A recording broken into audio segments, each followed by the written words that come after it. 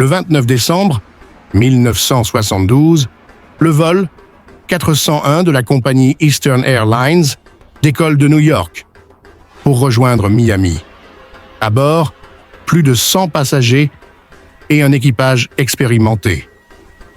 Le vol devait être de routine, mais il deviendra l'un des plus étranges de l'histoire de l'aviation.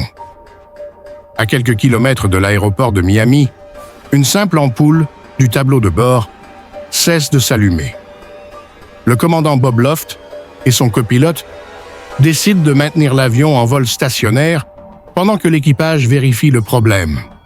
Personne ne remarque que l'altitude diminue lentement. À 23h42, l'avion s'écrase dans les marais des Everglades. 101 personnes perdent la vie.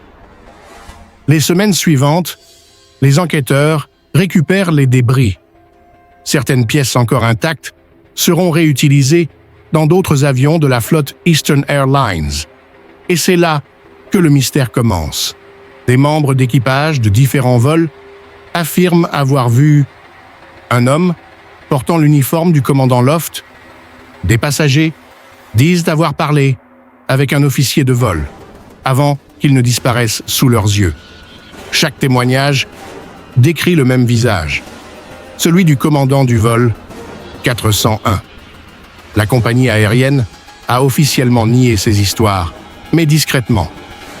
Les pièces provenant du vol 401 ont été retirées des autres avions. Depuis, plus aucune apparition n'a été signalée.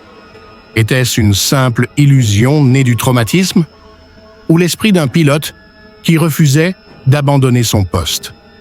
Une chose est sûre. Certains disent que, dans les Everglades, on entend encore parfois le bruit d'un moteur qui ne devrait plus voler